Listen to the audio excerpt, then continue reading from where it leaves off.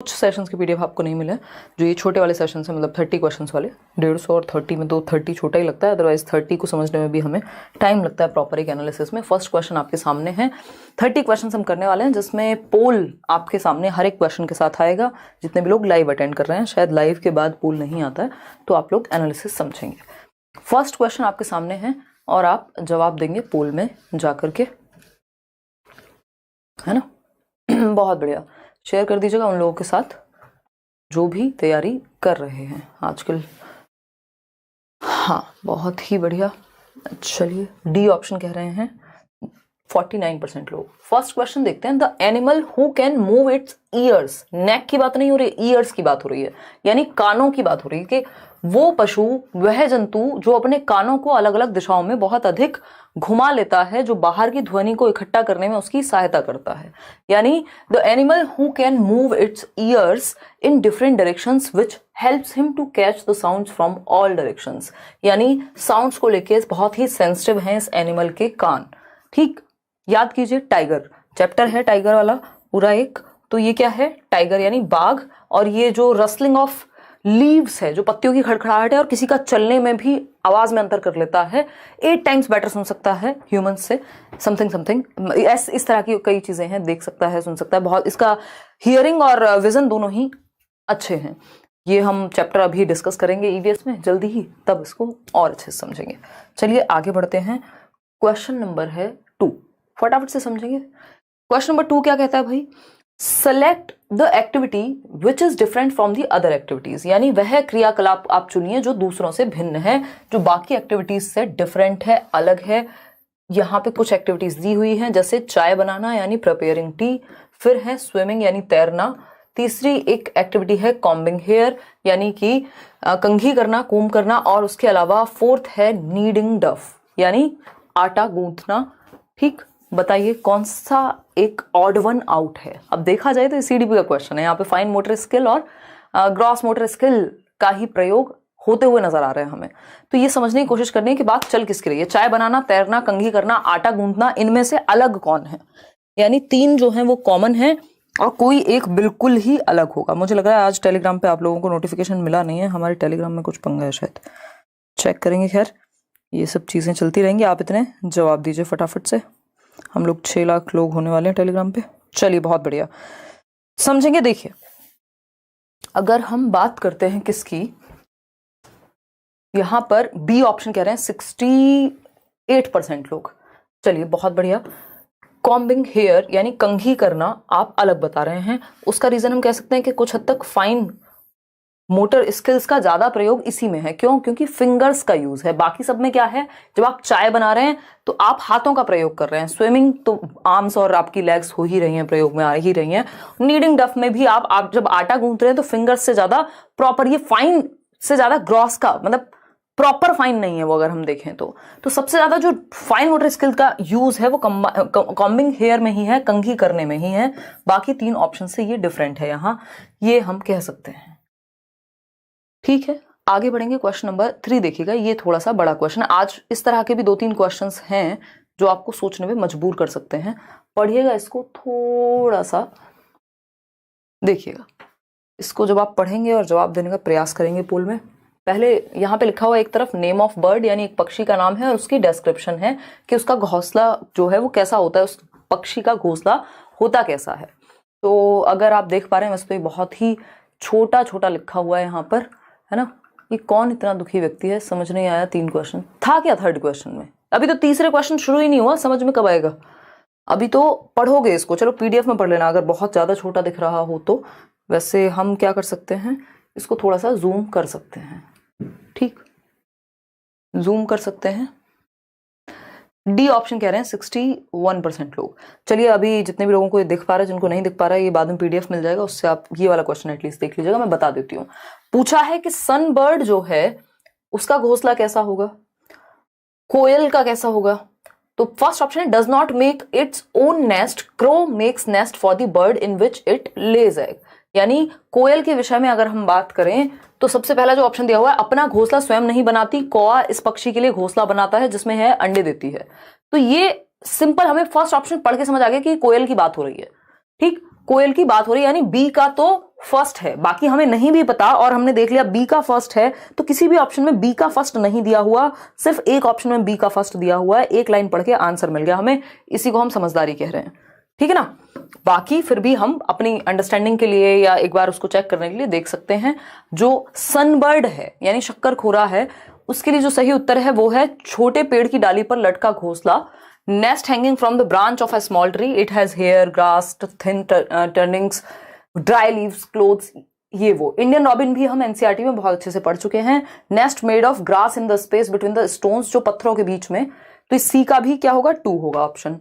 Tailor bird D option है, तो यही ऑप्शन बचता है जो कि थर्ड है, nest of 2 leaves on a fresh that are stitched together using sharp beak of the bird, ठीक है।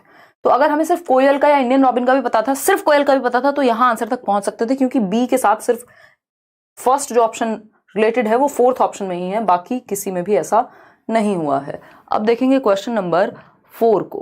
क्वेश्चन नंबर 4 इतना रेपिटेटिव क्वेश्चन है, ये कम से कम भी 3 बार ये सीटेट में पूछ चुके हैं, सेम ऑप्शंस के साथ, बिल्कुल लगभग सेम ऑप्शंस के साथ सीटेट में 3 बार पूछ चुके हैं ये। देखिएगा, अगर हम बात करते हैं किसकी, बहुत ही बढ़िया, बिल्कुल बिल्कुल हिंदी वाले में गलत है, क्या गलत है, तो इंग्लिश वाले फाइनल मान लिया करो, क्योंकि ऐसा ये पेपर में भी इतनी गड़बड़ फिर उन्होंने की होगी, ठीक है ना। चलिए खैर समझते हैं, ए ऑप्शन कह रहे हैं आप लोग, ज्यादातर लोग 88% लोग ए ऑप्शन कह रहे हैं, समझते हैं। A group of 3 eatables each member of which is rich in iron, यानी कि आयरन की मात्रा, लौह तत्व की प्रचुर मात्रा किस कॉम्बिनेशन में मिलेगी, तो 85% लोग बिल्कुल सही उत्तर दे पा रहे हैं। कहाँ मिलेगी, पालक में मिलती है, यानी हरी सब्जियों में है ही, स्पिनच में, ठीक है, यहाँ पे भी स्पिनच है, यहाँ पे भी स्पिनच है, जैगरी में भी होती है, गुड़ में जैगरी, चलो ये भी सही है, ये भी टिक हुआ, ये भी टिक हुआ। आंवला में भी होती है, ये एनसीईआरटी में गिवन है ये बात, स्पिनच में है, आंवला में है। टोमेटो में कोई ये आयरन रिच नहीं होता, टोमेटो। कैबेज आयरन रिच नहीं होता, अनियन टोमेटो अगेन हट जाएंगे, तो एक ही ऑप्शन सही है, स्पिनच, जैगरी एंड आंवला। ये सेम ऑप्शंस के साथ इतना रिपीट हुआ क्वेश्चन है, काफी ज्यादा पूछा जा चुका है। आगे बढ़ेंगे क्वेश्चन नंबर 5 पर। अगर हम क्वेश्चन नंबर 5 की बात करते हैं, तो title of the lesson of the class 5 book, कक्षा 5 की एनसीईआरटी में एक चैप्टर है जो कि by the president of our country, हमारे देश के राष्ट्रपति जी के द्वारा लिखा गया है उस टाइम के, या जो भी। अब इतना हिंट काफी है, क्योंकि उस स्टोरी में जो है दिया हुआ है कि हमारे राष्ट्रपति द्वारा लिखा गया कौन सा चैप्टर है। डॉक्टर राजेंद्र प्रसाद ने वो चैप्टर लिखा है, क्या नाम है फटाफट से बताओ। सी ऑप्शन 67% लोग। ब्लो हॉट ब्लो कोल्ड, वो उसके ऊपर है कि कैसे सर्दी में या गर्मी में कैसे हम, जो हमारी भाप है वो गर्म है और जो बाहर का एनवायरनमेंट ठंडा है, और वो कैसे उस तरह से वहां पे मॉइस्चर आ जाता है ग्लास के ऊपर। ये सारी बातें उस चैप्टर में दी हुई हैं। ब्लो हॉट ब्लो कोल्ड, ठीक, ये तो इन्होंने इसको हिंदी में ट्रांसलेट कर दिया। एवरी ड्रॉप काउंट्स, अलग अलग अलग कहानी है, तो ये doctor Rajendra Prasad first president जी के द्वारा लिखा हुआ चैप्टर है, ठीक। इतनी बात क्लियर है, कोई दिक्कत परेशानी दर्द समस्या नहीं है। ये एकदम बहुत ही हल्का क्वेश्चन है। कुछ क्वेश्चन तो ऐसे आते हैं ईवीएस में, आपका टाइम बहुत बचेगा, सीडीपी के बराबर टाइम किसी चैप्टर में नहीं लगता, सिवाय थोड़ा बहुत पैसेज वाला या मैथ्स को अगर साइड कर दे। मैथ्स में भी 15 क्वेश्चन है, बट जो अंडरस्टैंडिंग बेस्ड क्वेश्चन, जो लेंदी क्वेश्चन हैं, वो सीडीपी में अच्छे खासे होते हैं, क्योंकि चारों ऑप्शन इतने बड़े हैं। A car covers a distance of, देखो ये तो बिल्कुल दिमाग में बिठा ही लो, ये आना ही है ना, ये आना ही है, स्पीड, डिस्टेंस और टाइम वाला क्वेश्चन। इसको SDT से याद रखेंगे हम, स्पीड बराबर डिस्टेंस अपॉन टाइम। तो एक कार है जो डिस्टेंस कितना कवर करती है, 1512 किलोमीटर ये ना, हाँ, इन 28 आवर्स, यानी टाइम कितना लग रहा है, distance upon time 28 hours. The average speed of the car, अब एवरेज स्पीड हमें चाहिए कार की। अब हम इसको करेंगे क्या, डिवाइड करेंगे, काट पीट के इसको हम निकाल देंगे, कितना आ जाएगा, 54 आ जाएगा।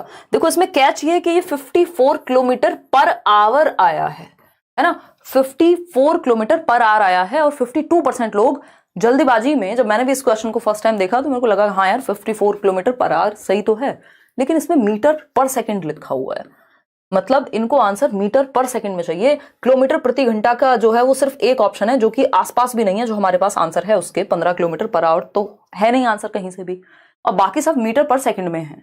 तो ऐसा भी खेल ही इन्होंने मुश्किल बनाया है इसको, अदरवाइज पहले ये करते नहीं थे। तो अगर हमें मीटर पर सेकंड में इसको चेंज करना है तो वो बाकी तो बहुत सारे तरीके हैं, अदरवाइज तो एक जो सिंपल फंडा हम पढ़ते आए वो 54 को मल्टीप्लाई करेंगे हम 5/18 से और काट पीट करके फिर जाएंगे हम किस पे, 15 मीटर पर सेकंड आ जाएगा।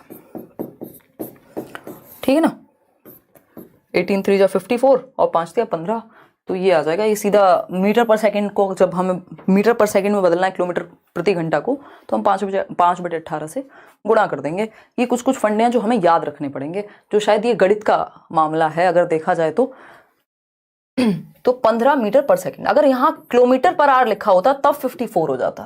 तो एक तो ये SDT याद रखेंगे, स्पीड बराबर डिस्टेंस अपॉन टाइम, एक नंबर आना ही आना है, एक नंबर का क्वेश्चन।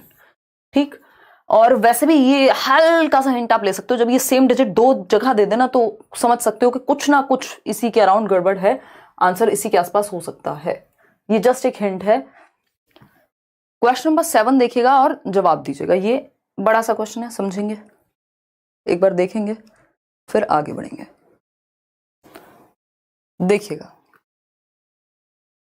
स्ट्रैटेजी बता दीजिए। न्यू रोज पूछती हूँ, स्ट्रैटेजी क्या, जो हम करा रहे हैं बस उतना अभी आप करिए और प्रीवियस ईयर को एनालाइज कीजिए, और ऐसा जो बहुत ही ज़रूरी टॉपिक्स हैं वो फिर मैं एक वीडियो में आपको बता दूंगी, कर लेंगे, इस पर भी चर्चा कर लेंगे। देखिए 95%, सॉरी बी कह रहे हैं 95% लोग, in one of the state of our country, हमारे देश के एक राज्य में, कितने राज्य हैं, 28 स्टेट्स और 8 यूनियन टेरिटरीज, यूटीज। ठीक, आगे बढ़ेंगे। तो in one of the state of our country it is observe that most of the houses in rural areas कैसे बने हुए थे, are made on the strong bamboo pillar, यानी बांस के लकड़ी पे, यानी जमीन से ऊंचाई पे बने हैं। The wooden floors are made almost 3 to 3.5 metre high. ये तो दिमाग में बिठा लीजिए, 3 से 3.5 मीटर की हाइट पे कहां बन रहे हैं, सिर्फ और सिर्फ असम में बन रहे हैं, पूरी एनसीईआरटी में इसी का जिक्र है। यानी ये होता है लगभग 11 फीट समथिंग, तो 11 फीट प्लस ऊंचाई पे। क्यों? क्योंकि वहां बारिश बहुत ज्यादा होती है और बैम्बू पिलर का यूज वहां किया जाता है, बांस का प्रयोग, बांस के खंभों का प्रयोग। तो सिंपल लकड़ी के बने हुए घर हैं, रूफ्स जो हैं वो आपकी हैवी रेन्स को संभाल पाती हैं, इस वजह से स्लॉपिंग रूफ्स हैं। तो ये आंसर हो गया असम, जो कि 90 कितने परसेंट, 92% लोग दे पा रहे हैं। बिहार, गुजरात, उत्तराखंड, यहाँ में किसी में कहीं भी ऐसा नहीं होता। 3 से 3.5 मीटर की ऊंचाई। कई बार इसको ऐसे पूछ लेता है, ये क्वेश्चन भी बहुत रिपीटेड है, मोस्ट फेवरेट क्वेश्चन कहेंगे। क्यों? क्योंकि ये असम के घर जरूर पूछता है, चाहे ये ऐसे पूछ ले कि वो कौन सी जगह है, अच्छा असम के घरों की पहचान बताओ, वो इतनी ऊंचाई पे बनते हैं, ये विशेषता है, वो विशेषता है, 3 ऑप्शन सही दे देगा, एक गलत दे देगा, बट पूछता जरूर है असम पे क्वेश्चन। यानी एक घरों के ऊपर तो एक क्वेश्चन आता ही है और कई बार एक से ज्यादा भी आ जाता है। अब आपके सामने एक स्टेट का क्वेश्चन है, यानी मैप। हम उस दिन भी बात कर रहे थे, मैप आप अपने लैपटॉप में, फोन में, दीवार पर, नहाते हुए वॉशरूम में, जहां मन करे लगा सकते हैं। ठीक, क्योंकि 2 क्वेश्चन कम से कम मैप पे आ ही जाते हैं, एक तो मिनिमम है, उसके अलावा सेकंड आ जाएगा। कोई कह रहा है फीलिंग सो सैड, मीनाक्षी क्यों दुखी हो भाई, हैं?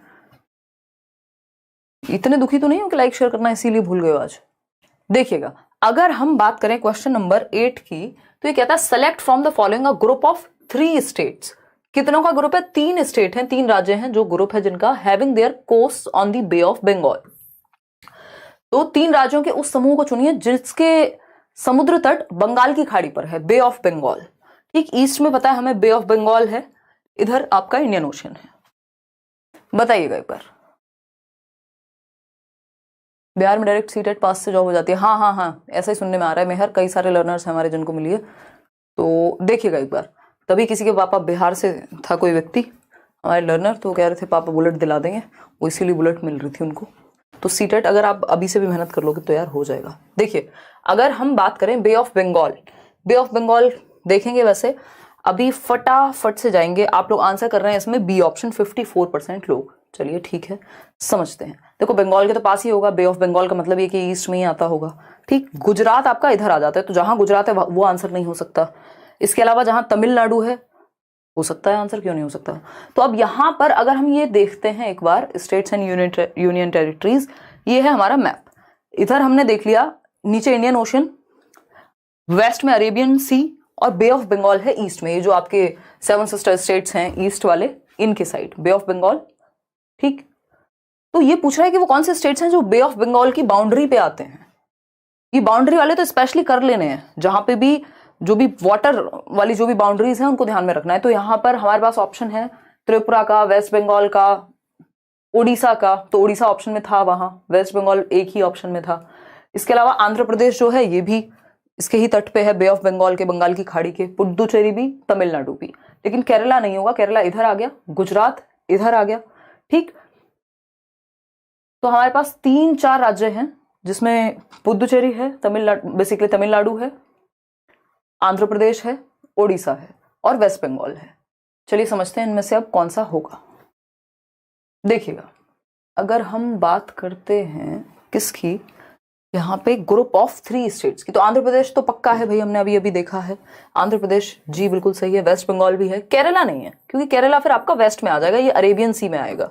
ठीक है, ये बे ऑफ बंगाल में नहीं गिरेगा, मतलब गिरेगा तो कुछ भी नहीं, जो इसकी बाउंड्री है लगेगी नहीं उससे। आंध्र प्रदेश, तमिलनाडु और ओडिशा, ये तीनों बातें सही है। गुजरात नहीं आएगा तो ये हट गया। ठीक, असम नहीं आएगा तो ये हट गया। तो बी ऑप्शन आंध्र प्रदेश, तमिलनाडु, ओडिशा।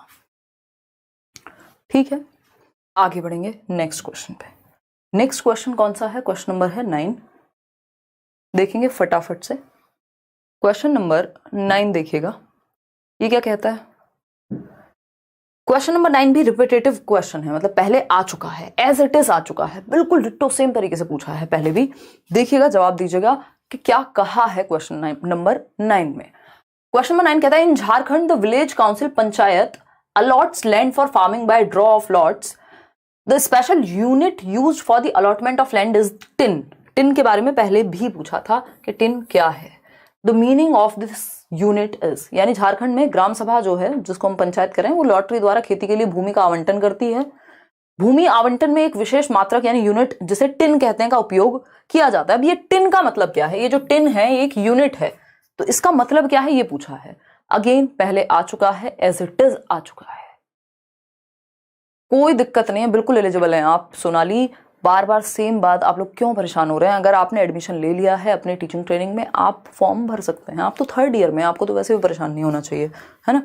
ठीक है सोनाली, चलिए बढ़िया करेंगे, आप फॉर्म भरिए मस्त तरीके से। बी ऑप्शन कह रहे हैं 58% लोग। चलिए समझते हैं। A land on which a farmer grows 1 tin of seeds, बिल्कुल सही बात है। ये फैक्चुअल क्वेश्चन हैं जिन पे हम डायरेक्ट आंसर पे जा रहे हैं। यानी टिन का मतलब यहां उतनी भूमि से होता है जिसपे फार्मर 1 tin बीज बो सकता है। तो टिन क्या है? यूनिट है। वो जमीन जिस पर 1 tin यूनिट जो है बीज बोया जा सकता है, उसको टिन कह रहे हैं यहां पे। ठीक। A land from which a farmer can procure 1 tin of seeds, नहीं, बोने की बात है, जहां पे वो 1 tin ऑफ सीड्स ग्रो कर सके, उसको टिन कह रहे हैं। ये विड्थ और ये सब इसका यहाँ डायमीटर, इसके नंबर्स की हमें जरूरत नहीं है। तो B option is the right answer. Question number 10 देखिएगा। क्वेश्चन नंबर 10 क्या है देखेंगे, जवाब देंगे। बड़ा सा क्वेश्चन है। Consider the following statements regarding the practices followed by झूम फार्मिंग। इसको मोस्ट इंपॉर्टेंट मार्क कर सकते हैं आप, या मोस्ट फेवरेट कह सकते हैं, MF कह सकते हैं। ठीक, क्योंकि झूम फार्मिंग पे पता नहीं कितनी बार आज तक 2011 से और 2021 तक क्वेश्चन आ चुका है सीटेट में। झूम फार्मिंग क्या है? आपके एनसीईआरटी में गिवन है, ठीक है ना, एनसीईआरटी में गिवन है। आज सभी की क्लास हुई थी ऐप पे भी, करियर विल पर भी, तो एक बार चेक कर लीजिएगा अपनी क्लास, जिनकी मिस हुई हो, टाइम थोड़ा सा इधर उधर था। देखिएगा, फटाफट से जवाब दीजिएगा। 23,000 लोग देख रहे हैं, सिर्फ 8,300 लोगों ने लाइक किया है। देखो लाइक यहाँ बराबर करना होता है ताकि एनर्जी बढ़ जाए, आज एनर्जी वैसे ही लो है। देखिएगा, जवाब दीजिए। झूम फार्मिंग की बात हो रही है, झूम बराबर झूम नहीं है, ये झूम फार्मिंग है। अगर झूम फार्मिंग की हम बात कर रहे हैं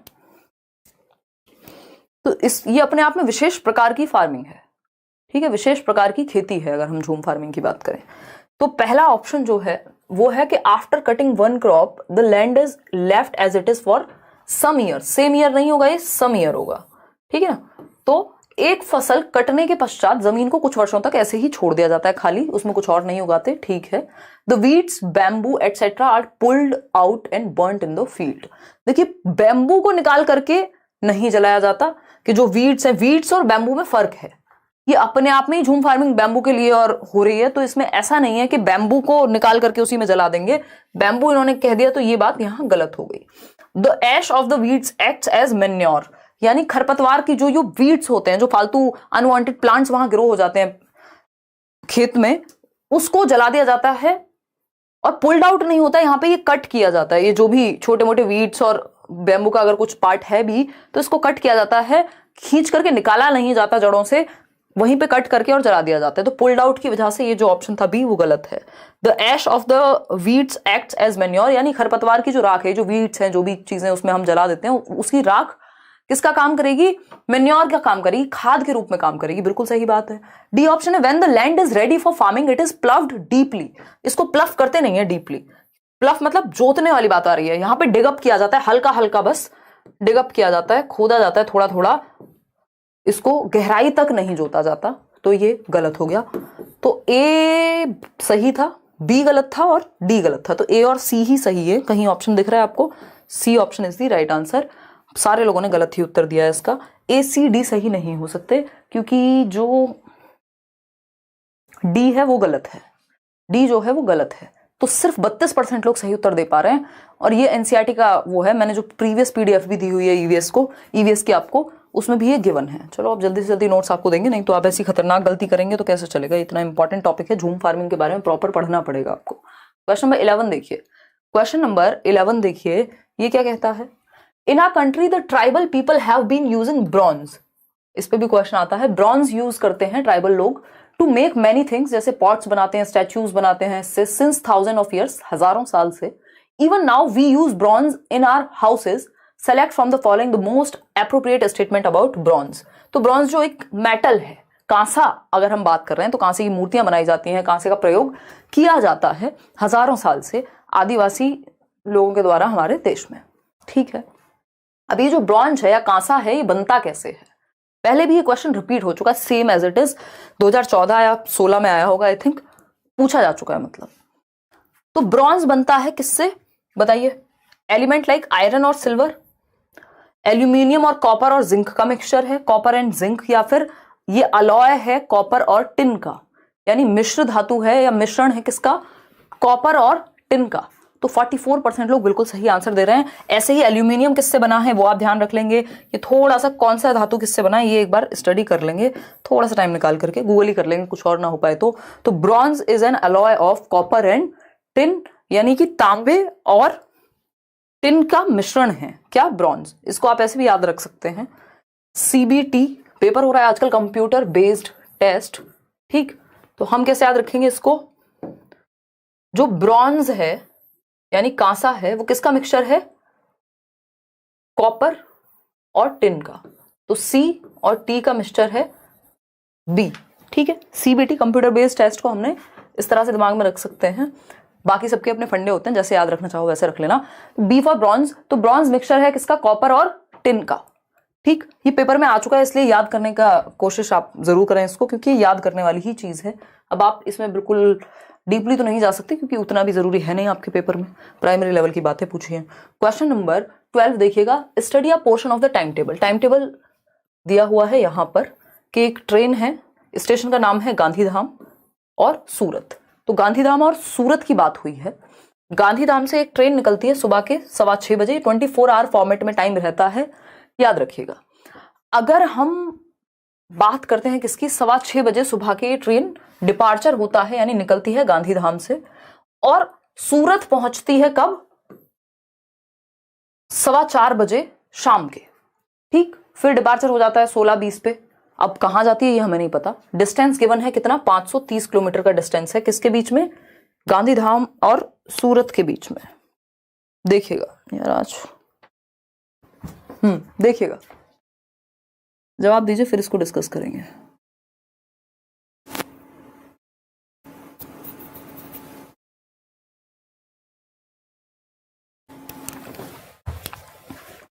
अगर हम बात करते हैं, सी ऑप्शन कह रहे हैं 36% लोग। चलिए समझते हैं, पहले इसको समझते हैं। ऐसे क्वेश्चन देख के डरना नहीं है, ठीक है ना। देखिए, अगर हम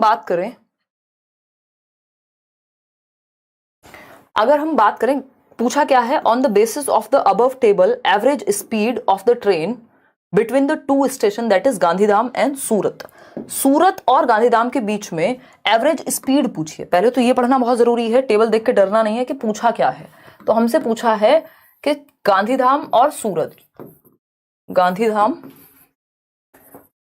और सूरत, गांधीधाम से ट्रेन निकली थी सुबह के 6:15 बजे, क्योंकि 6:15 लिखा हुआ है। सूरत पहुंची है शाम के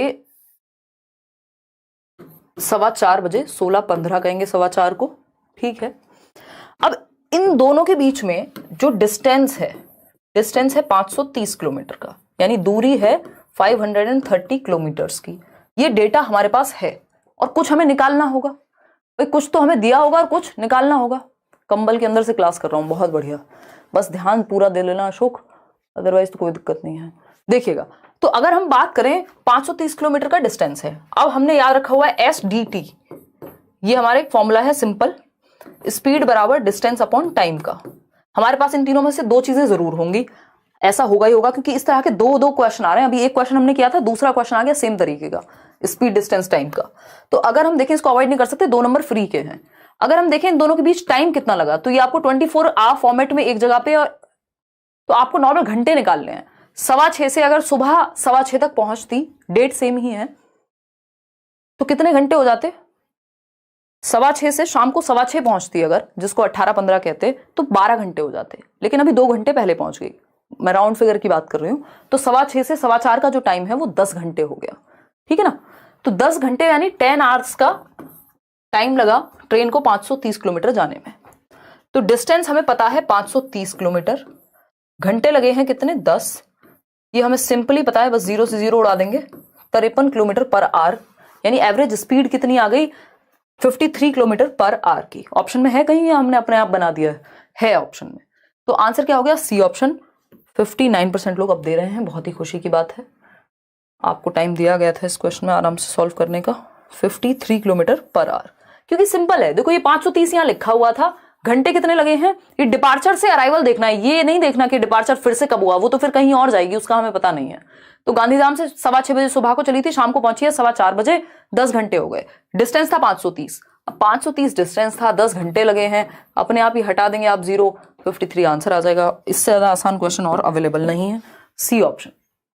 आगे बढ़ेंगे, नेक्स्ट क्वेश्चन। ये भी रिपीट होता है खूब, है ना, ये भी इंपॉर्टेंट है अगर हम बात करें सीटेट की, महत्वपूर्ण है। Kannauj is a city famous for perfume और इत्र। This city is a district of one of the states of India called, यानी कन्नौज शहर इत्र के लिए प्रसिद्ध है।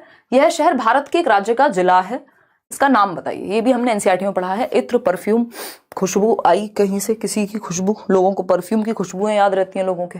बताइए एक बार, मयूरी फटाफट से बताइए। 86% लोग ए कह रहे हैं, बिल्कुल सही बात है। कन्नौज कहाँ है? उत्तर प्रदेश में है, और आप में से कई लोग उत्तर प्रदेश से देख भी रहे होंगे, कुछ तो कन्नौज के भी होंगे, 2, 4, 6, 10, 15 जितने भी लोग होंगे। वहां की आबादी का मुझे एग्जैक्ट आइडिया नहीं है, तो मैं आइडिया लेके बता देती। उत्तर प्रदेश यानी यूपी, कन्नौज, जो इत्र के लिए, परफ्यूम के लिए फेमस है। इतनी बात हम याद रखेंगे, एनसीईआरटी में गिवन है ये।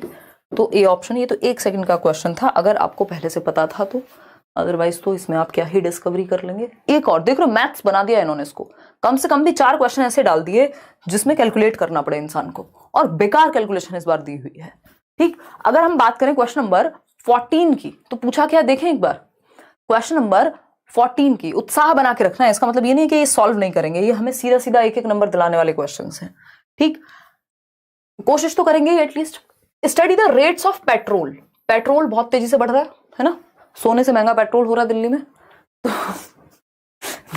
देखिए, और हमें प्रीमियम भी डलवाना पड़ता है। तो study the rates of petrol and diesel in new Delhi. Diesel और पेट्रोल के रेट्स आपको स्टडी करने हैं जो यहां दिए हुए हैं। ऑयल, डीजल और पेट्रोल रेट्स 2020 में कितने थे, 2021 में कितने हैं, ये आपको स्टडी करने को कहा है। और पूछा क्या है, इन 1 year the increase in the rates of diesel and petrol respectively. तो कितना एक साल में इंक्रीज हुआ, यानी कितना बढ़ा प्राइस जो है, मूल्य जो है डीजल और पेट्रोल का 2020 से 21 में दिल्ली के अंदर परसेंटेज में पूछा है। अब ये मतलब थोड़ा सा मैथमेटिक्स अगर आप पढ़ लेंगे उदय सर के साथ तो आपके लिए इजी हो जाएगा ये परसेंटेज जैसी चीजें, क्योंकि इसको अवॉइड नहीं कर सकते ना। तो अगर हम बात करें तो डीजल की जब हम बात कर रहे हैं, ये कह रहे हैं 2020 में था 81 रुपए लीटर, ठीक है मान लिया, और बाद में हो गया कितना 90 रुपए लीटर, 90.72, 90.72, यानी 81 से 90 का डिफरेंस कितना हो गया 9.72 एज इट इज लिखा रहेगा, ठीक है। कब किसकी बात कर रहे हैं, डीजल की बात कर रहे हैं। जो बेस प्राइस, पहले बेस प्राइस जिसको लेंगे वो फर्स्ट ईयर वाला 2020 डिवाइड करेंगे 81 से और 100 से गुणा कर देंगे परसेंटेज के लिए, ठीक। काटते पीटते रहो, निकल के आएगा ही कुछ तो, बिल्कुल। ये काट पीट के आपके सामने मेरे ख्याल में 12 के करीब आ जाएगा, ये प्रॉपर करके देख लीजिएगा कॉपी पे एक बार। और दूसरा एक है पेट्रोल का आपका, तो पेट्रोल है 92 रुपीज लीटर 2020 में, फिर 102 हो गया, ठीक है ना, कितना हो गया 102 हो गया, तो 10.12, इस 10.12 को आप 92 से क्या कर देंगे, डिवाइड कर देंगे, 10.12 डिवाइडेड बाय 92, क्योंकि बेस प्राइस यही है 2020 में इतना ही था, और 100 से कर देंगे गुणा, तो ये कितना आ जाएगा, कुछ 10% के करीब निकल के आ जाएगा। तो ऐसा कौन सा आंसर है देखना, इसमें बी ही सही है, ए कह रहे हैं कई लोग, तो 10 और 9 तो नहीं आना चाहिए यार, देख लो एक बार, फिर कैलकुलेट करके देखना पड़ेगा। अब इतने गणितज्ञ हम भी नहीं है और अभी इच्छा भी नहीं है, नहीं तो प्रॉपर ब्लैक बोर्ड खोल करके तब चेक करेंगे इसको, ठीक। 12 और 11 के करीब निकल के आएगा, ये सी ऑप्शन सही होगा इसमें। आगे बढ़ेंगे, सी सही होगा, बाकी कोई और कैलकुलेट करना चाहे बाद में बताना चाहे तो बता सकता है, ये मैं कर चुका हूं एक और बार मन नहीं है पॉइंट वाली कैलकुलेशन करने का। देखिएगा क्वेश्चन नंबर 15, आपकी मजबूरी है, मुझे पेपर नहीं देना है। क्वेश्चन नंबर 15 देखिए, a set of 3 Indian festivals, उधर से करा लीजिएगा, a set of 3 Indian festivals celebrated on the full moon day is, ये भी क्वेश्चन पूछ चुका है पहले कि वो कौन से फेस्टिवल्स हैं जो फुल मून डे पर मनाए जाते हैं, यानी जो पूर्णिमा के दिन मनाए जाते हैं। पहला ऑप्शन है दिवाली, होली, महाशिवरात्रि, दिवाली, होली, रक्षाबंधन, होली, रक्षाबंधन, गुरु पूर्णिमा या गुरु नानक बर्थडे, अभी गुरु पूर्व कल परसों ही था, याद होगा आपको 8 तारीख को, ठीक, कल मतलब होली, गुरु नानक बर्थडे और मकर संक्रांति। फुल मून यानी पूर्णिमा की बात हो रही है, अभी भी आप देखेंगे तो फुल ही दिख रहा है मुझे, मैं बाहर बालकनी में देख रही थी, तो ठीक है ना, बताइएगा।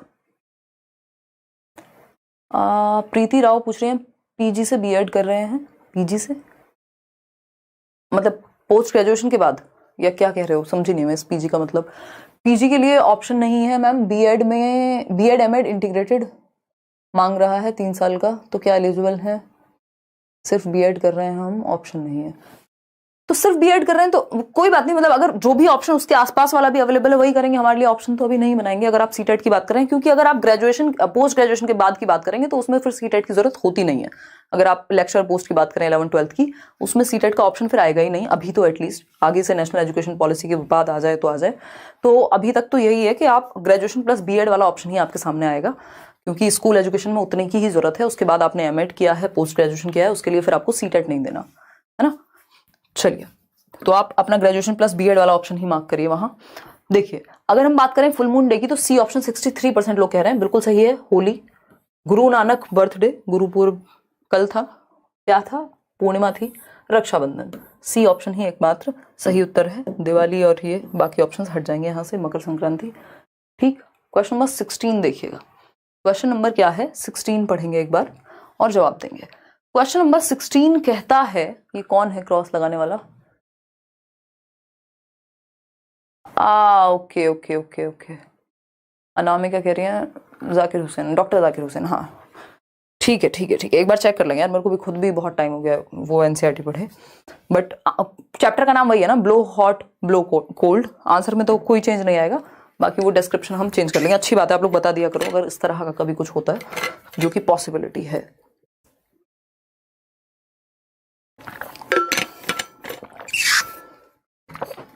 मेरे स्कीमा में गलत फिट था, ठीक है, तो वो बिल्कुल डॉक्टर जाकिर हुसैन कर लेंगे। और अभी हम ये चैप्टर्स करने वाले, मतलब इसका जो डेटा है उसको भी डिस्कस करेंगे, उससे आंसर पे कोई प्रभाव नहीं पड़ेगा, बट हाँ अच्छा किया आपने बता दिया, क्योंकि कुछ लोग इतने महान हैं यही याद कर लेंगे, खुद से तो पढ़ना नहीं। देखिए D option, EVS text book at primary level are designed carefully so that students do not form misconceptions during teaching learning.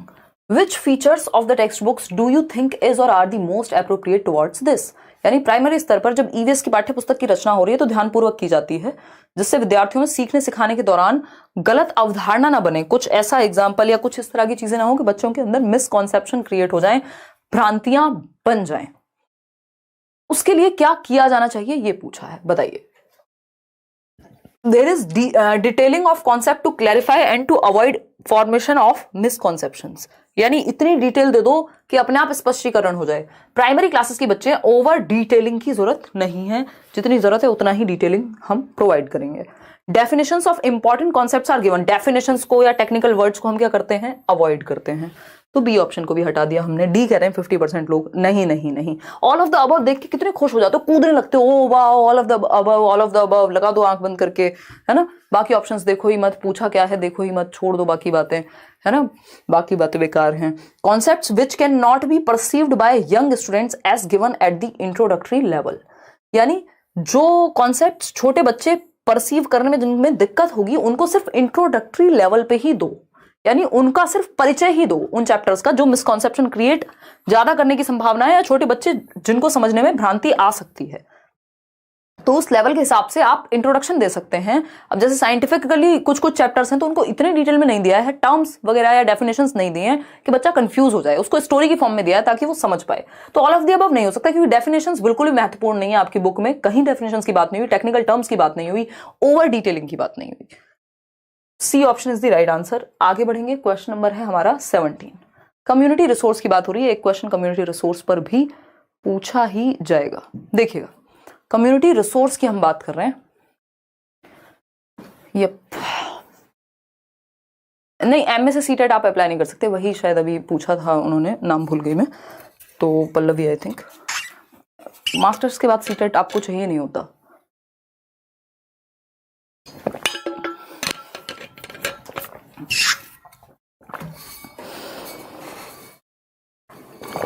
ठीक है जी, चलिए समझिए।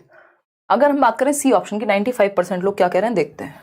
Community resource is considered an important teaching learning resource for EVS at the primary level. Community resource क्या है, किसी बच्चे के पापा क्या हैं, फार्मर हैं, किसी के पापा डॉक्टर हैं, तो जब आप इस तरह का कोई चैप्टर पढ़ा रहे हैं जिसमें बीमारियों की बात हो रही है तो उस बच्चे के पिताजी को बुला लिया आपने जो कि कम्युनिटी के मेंबर हैं, किसी और को भी आसपास से आप बुला सकते हो, जिससे आप रिसोर्स बना रहे हो उन लोगों को जो ऑलरेडी कम्युनिटी में है, बच्चे को वो डायरेक्ट रियल लाइफ एग्जाम्पल्स दे पाएंगे। तो इट इज इनएक्सपेंसिव क्योंकि ये सस्ता है। अब ये तो कोई रीजन नहीं हुआ। इट हैज एक्सपीरियंस्ड पर्सन, यह अनुभवी व्यक्ति होते हैं। इट प्रोवाइड्स एक्सपीरियंशियल लर्निंग या इट इज इजीली अवेलेबल।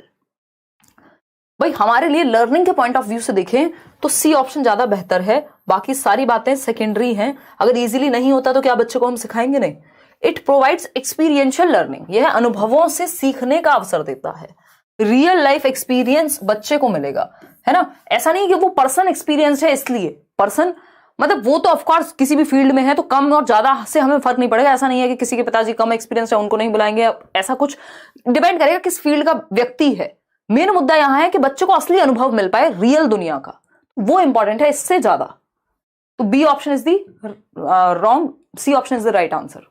आगे बढ़ेंगे, क्वेश्चन नंबर 18 देखिएगा एक बार। क्वेश्चन नंबर 18 क्या कहता है ये समझेंगे।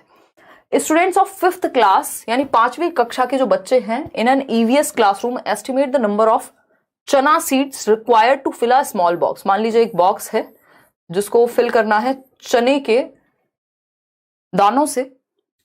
विच प्रोसेस स्किल जिसमें एक तरह की थिंकिंग लगती है, जैसे आप प्रिडिक्ट करेंगे, ऑब्जर्व करेंगे, कैलकुलेट करेंगे, मेजर करेंगे, ये सारी चीजें प्रोसेस स्किल्स में ही आती हैं। Can be developed through this activity. तो कौन सी प्रोसेस स्किल डेवलप होगी? जब हम बच्चों को ये कह रहे हैं कि एस्टिमेट लगाओ, देखो इस डब्बे में कितने चने के दाने आ सकते हैं। तो क्लासिफिकेशन, ऐसा थोड़ी चने आ सकते हैं या दूसरे भी, कैटेगरी तो बांटनी ही नहीं है। कम्युनिकेशन, एक्सपेरिमेंटेशन, तो एक्सपेरिमेंट इसमें कुछ नया तो प्रयोग किया नहीं है बच्चे ने। क्या करेगा? एस्टिमेट करने का मतलब है प्रिडिक्ट करना। वो अनुमान लगाएगा कि मैम इसमें इतने आ सकते हैं, हो सकता है 500 ग्राम आ जाए। कुछ भी टेढ़े मेढ़े तुक्के लगाएंगे, कुछ बच्चे सही लगाएंगे, कुछ नहीं भी लगाएंगे, लेकिन प्रिडिक्शन की स्किल इसमें यूज होगी। अगर कोई एक्सपेरिमेंट करने को देते तब उसमें एक्सपेरिमेंटेशन होता। क्वेश्चन नंबर 19 देखिएगा। प्लांट्स एंड एनिमल्स यानी जो पौधे हैं और जो पशु हैं, पशु और पौधे are part of the theme family and friends. Family and friends का सब थीम है। The reason for such placement is to enable students to consider, यानी पेड़ पौधे एवं पशु परिवार मित्र नामक थीम का हिस्सा है। ये उल्टा कर दिया क्या इन्होंने, देखिएगा, पेड़ पौधे एवं पशु परिवार एवं मित्र नामक थीम का हिस्सा है। जो 6 थीम्स हैं, फैमिली फ्रेंड्स, मेरे साथ आप बोल सकते हैं ये 6 themes, family friends, family and friends एक थीम है, फिर फूड, वाटर, फिर shelter, travel, things we make and do. 6 major themes हैं। इन फैमिली एंड फ्रेंड्स का सब थीम है प्लांट्स और एनिमल्स। जवाब दीजिएगा, फिर हम जाकर के कहीं आगे बढ़ेंगे। कौन है ये व्यक्ति?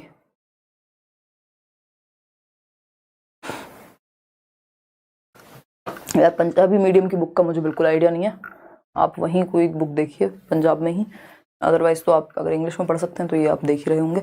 देखिएगा, अगर हम बात करें यहाँ पर तो फैमिली एंड फ्रेंड्स के अंदर प्लांट्स एंड एनिमल्स का एक सब थीम है, उसके बारे में पूछा है। फर्स्ट ऑप्शन है to enable students to consider plants and animals as part of their families, यानी बच्चों को हम ये बता सकें कि जो प्लांट्स और एनिमल्स हैं वो फैमिली का ही हिस्सा है। To develop sensitivity in students towards plants and animals, ये बात तो सही है। To break stereotypes that plants and animals can not be part of our family, कह सकते हैं या नहीं कह सकते हैं, बताइए जरा। टू ब्रेक स्टीरियोटाइप्स, आप लोग क्या कह रहे हैं? ए ऑप्शन कह रहे हैं 41% लोग, ए और बी सही है। हाँ, स्टीरियोटाइप का तो इसमें एज सच कुछ खास हमें भी नहीं लग रहा, ठीक। To enable students to consider plants and animals as part of their families, ठीक है, तो ए और बी को हम कंसिडर कर लेते हैं, ए ऑप्शन। आगे बढ़ेंगे नेक्स्ट क्वेश्चन पे। क्वेश्चन नंबर है 20th। क्वेश्चन नंबर 20th देखिए, one of the major objective of the teaching of EVS, यानी ईवीएस पढ़ाने का जो मुख्य उद्देश्य है प्राथमिक लेवल पे 1 to 5 के लेवल पे, वो बच्चों को किस चीज के योग्य बनाना है, उनको किस चीज के लिए एनेबल करना है। फर्स्ट ऑप्शन कहता है to acquire skills to carry out activities independently to save the environment, यानी बच्चे अकेले ही प्राइमरी क्लास में इतने एनेबल हो जाएं कि वो क्या कर पाए, अपने आप एक्टिविटीज एक्सपेरिमेंट कंडक्ट कर ले। तो ये बात गलत है। गीता कह रहे हैं कोई लाइक नहीं कर रहा, नहीं कोई बात नहीं, गीता गुस्सा नहीं करते, है ना, कोई दिक्कत नहीं है। देखिए कर रहे हैं, सब कर रहे हैं, कुछ लोग भूल जाते हैं, ऐसे नहीं सोचते। देखिए क्वेश्चन नंबर 20 देखिए, एक प्रमुख उद्देश्य विद्यार्थियों को इस योग्य बनाना है कि वे कौशल अर्जित कर लें जिनसे वे स्वतंत्र रूप से पर्यावरण को बचाने हेतु क्रियाकलाप कर सकें। थोड़ा ज्यादा हो रहा है बट ठीक है, पॉजिटिव है, नेगेटिव नहीं है। फिर देखेंगे acquire environmental concepts for studies at upper primary level, यानी वो कॉन्सेप्ट्स को एक्वायर कर लें जो अपर प्राइमरी लेवल पे जरूरत पड़ेगी जिनकी, चलो ठीक है मान लिया। फिर है help students to link classroom learning to life outside the school, भाई ये बात हमें ज्यादा सुंदर लग रही है।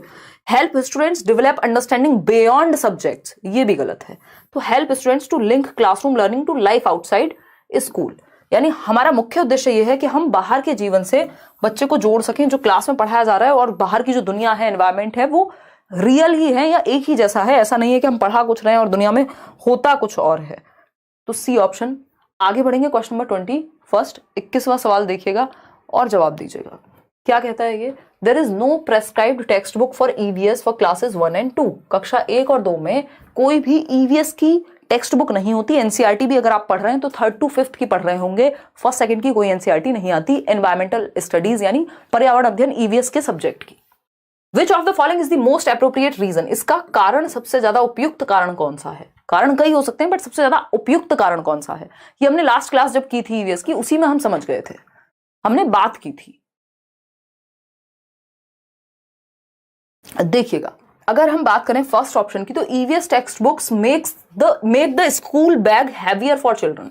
ऐसा कुछ नहीं है कि ईवीएस की जो बुक्स हैं उनसे स्कूल का बस्ता भारी हो जाएगा इसलिए ईवीएस को ही हटा दिया, फिर धीरे धीरे करके सारे सब्जेक्ट हटा देंगे, टीचर को बच्चे को ही हटा देंगे फिर, क्योंकि भारी हो रहा है पढ़ना, ऐसा नहीं है। फिर आता है B option, students of class 1 and 2 do not understand EVS easily. ये हम कैसे मान सकते हैं कि बच्चा एनवायरमेंट सीख ही नहीं सकता, कक्षा 1 और 2 का बच्चा, हम ये कैसे मान लें। ठीक है, ये बात भी गलत है। ठीक है, हाँ लेंदी है ये क्वेश्चंस, कह सकते हैं कुछ हद तक, किसी किसी सेट में तो इजी थे बट ये लेंदी सेट है, अपने आप में मुश्किल सेट है। अगर हम बात करते हैं next, EVS is integrated with language and mathematics. ये बात हम चिल्ला चिल्ला के डिस्कस कर चुके हैं कि ईवीएस की अलग से टेक्स्ट बुक नहीं लगाई, क्योंकि बच्चा छोटा है और वो एनवायरमेंट को होलिस्टिकली तो देखता ही है, तो उसको हम भाषा यानी कोई कविता है जो फूल पत्तियों पे है, एनवायरमेंट के बारे में है। तो भाषा से और गणित में भी कुछ ऐसे उदाहरण हो सकते हैं। एनवायरमेंट की समझ दे रहे हैं कि आसपास क्या है, कोई सब्जी है तो उनको एडिशन सब्ट्रैक्शन में उसका प्रयोग कर रहे हैं कि भाई इतने पौधे थे, ये थे, मतलब बहुत सारी चीजें की जा सकती है कि पौधे लगाने, आपने क्वेश्चंस देखे होंगे मैथ्स में, तो इतने पौधे हैं जिनको हम जोड़ सकते हैं, ये कर सकते हैं, इतने हटा दिए, इतने लगा दिए, कितने आ जाएंगे, दुनिया भर की बातें हो सकती है। तो लैंग्वेज और मैथ्स के थ्रू हम ईवीएस पढ़ाते हैं, इंटीग्रेट कर देते हैं, इसलिए हम 3rd to 5th में ही ईवीएस लाते हैं। 1st 2nd क्लास में ईवीएस की कोई बुक नहीं है। ठीक, students of class 1 and 2 can not B burdened with an additional subject like EVS. ये बेकार की बातें हैं। तो बच्चे की भलाई की बात सी में है कि हम उसको लैंग्वेज और मैथ्स के थ्रू ईवीएस सिखा दे रहे हैं। क्वेश्चन नंबर 22 देखिए एक बार फटाफट से और समझेंगे। 22वां सवाल क्या है, क्या कहता है 22वां सवाल, देखिए। Which of the following is or are the most appropriate strategy or strategies to sensitize students towards conservation of plants and trees? यानी कि विद्यार्थियों को पौधों एवं वृक्षों के प्रति संवेदनशील बनाने के लिए कौन सा सर्वाधिक उपयुक्त ऑप्शन है या नीति है। पहला ऑप्शन है visiting a godown having wooden logs. अब वुडन लॉग्स जहां पे रखे हुए हैं, जो लकड़ी के लट्ठों के गोदाम का भ्रमण करना, ये क्वेश्चन चेंज हुआ है लेकिन ऑप्शन पहले भी ये पूछा जा चुका है, बताया जा चुका है। तो ऐसा नहीं है जहां पे कटी हुई लकड़ियां रखी हैं, अगर वो वुडन की जगह पे अगर हम लेके जाएंगे तो वहां से बच्चे जो है सेंसिटिव बनेंगे प्लांट्स को कंजर्व करने के लिए। Writing posters to save forest from cutting, role play और adopting a tree and taking care of it. बताइए, हो सकता है भाई, हमें क्या पता, सारे ऑप्शन सही लग रहे हैं हमें तो। देखिए बी ऑप्शन कह रहे हैं 48% लोग। चलिए समझते हैं, चलिए समझते हैं। प्रीवियस ईयर के लिए कौन सी बुक लो, किरण ले लो, आर गुप्ता ले लो, जो मिल जाए वो ले लो। ठीक है जी, कोई दिक्कत वाली बात नहीं है। चलिए 1 मिनट रुकना, अब फिर आप कहोगे पानी पीत के कैसे सांस ले लेते हो।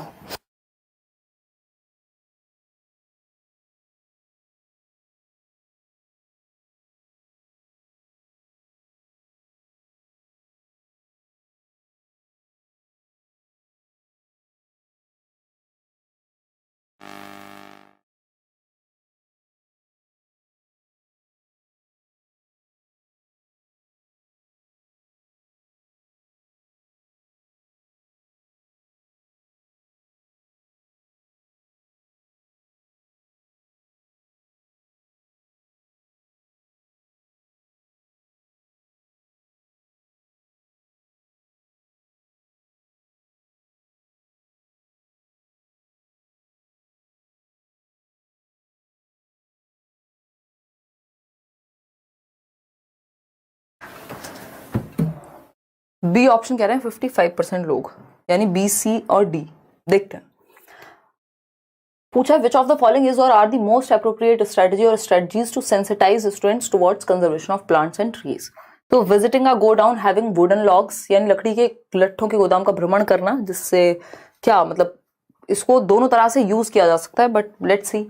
Writing posters to save forest from cutting, यानी कि पोस्टर्स लिखना के फॉरेस्ट से बचा सके हम, मतलब फॉरेस्ट को कटने से बचा सके। Role playing on conservation of forest, adopting a tree and taking care of it. तीनों बातें ही हमें पॉजिटिव लग रही हैं, है ना। कि गो डाउन विजिट करना कोई बहुत अच्छा आइडिया नहीं लग रहा कि वहां पे कटी हुई लकड़ियां हम दिखा रहे हैं, इसको यूज दोनों तरह से किया जा सकता है, बट हम जाएंगे किसके साथ, बी के साथ। एक बार इसका ऑफिशियल आंसर भी चेक कर लेंगे, बी, सी और डी के साथ जाएंगे। अगर हम बच्चों में एनवायरनमेंट की समझ पैदा करने की बात कर रहे हैं, उनको सेंसिटिव बनाने की बात कर रहे हैं, जो कि आप लोग सही कह ही रहे हैं। आगे बढ़ते हैं क्वेश्चन नंबर 23 पे। Which is the correct approach by an EVS teacher for evaluating students knowledge in EVS, यानी बच्चों के ज्ञान का मूल्यांकन ईवीएस में करने के लिए कौन सी पद्धति जो है वो सही है, आप कॉमेंट्स में बताएंगे।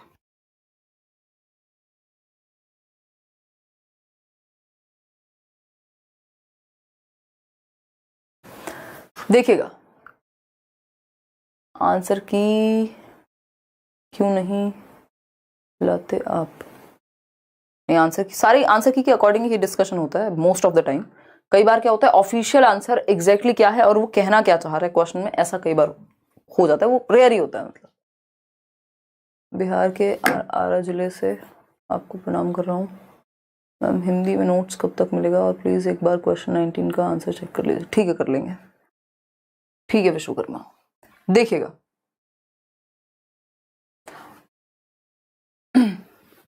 अगर हम बात करें इसकी EVS teacher for evaluating students knowledge, क्या बढ़िया तरीका है। पहला ऑप्शन है standardise test suitable to maintain. देखो स्टैंडर्डाइज टेस्ट किसी को पसंद नहीं है, फ्लेक्सिबल होने चाहिए। Teacher made tools suitable for हर मेथड ऑफ टीचिंग, अपने मेथड ऑफ टीचिंग के लिए टूल्स बना लिए, जी नहीं। Common test developed by examination department, नहीं। Teacher made tools suitable to हर स्टूडेंट्स, बच्चों के लिए सूटेबल होने चाहिए। हर methods of teaching and local context में होने चाहिए, जो प्रसंग है लोकल वहां उसके संदर्भ में होने चाहिए। आगे बढ़ेंगे, क्वेश्चन नंबर डी ऑप्शन सही था यहाँ। क्वेश्चन नंबर 24 देखिएगा।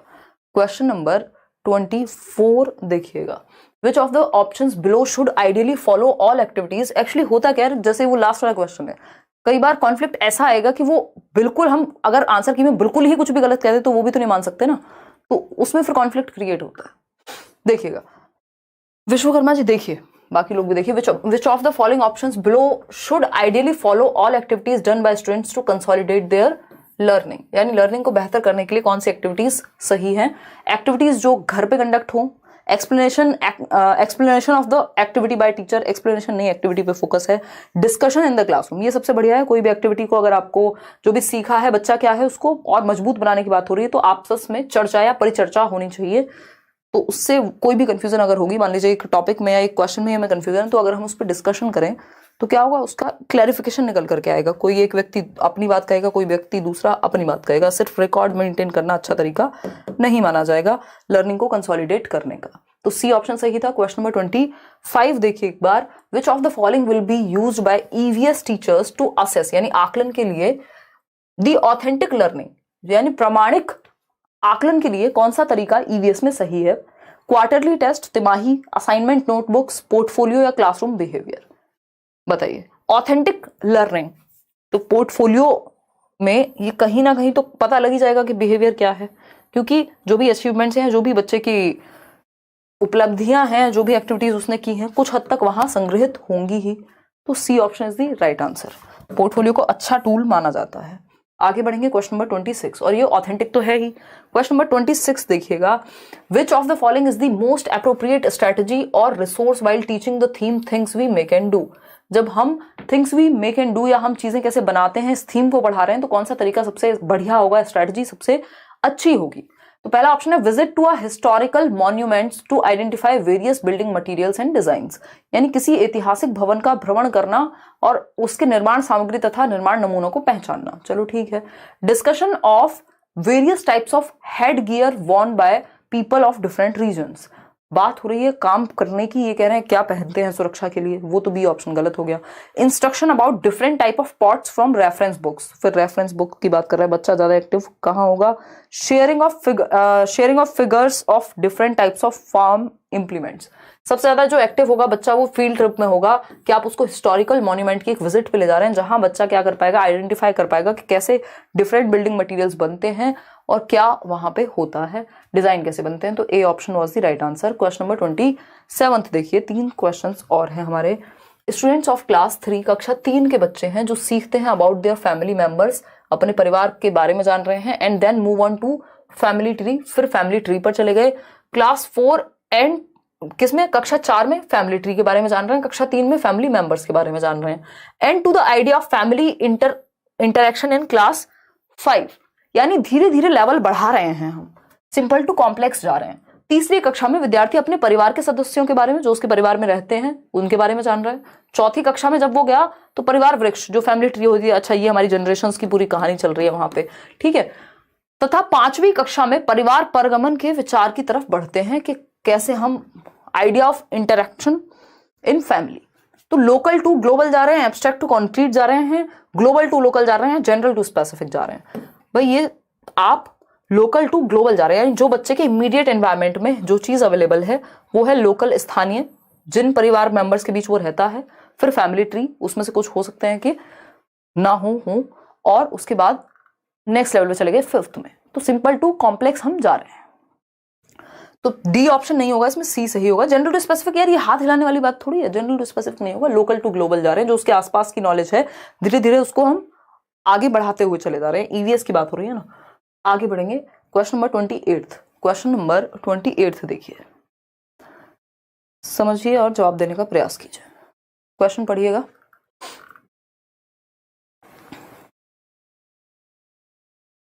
देखो ये किसी को नहीं पता होता अभिषेक, किसी एक सेक्शन में क्वेश्चंस इजी होते हैं, किसी में दूसरे में थोड़ा सा लेंथी आ सकते हैं। ऐसा नहीं होता कि आपसे कोई दुश्मनी निकाली जाएगी, पेपर आपका लेवल वही रहने वाला है, क्योंकि सिलेबस चेंज नहीं हुआ, लेवल चेंज नहीं हुआ। हाँ हो जाएगा काम मधु।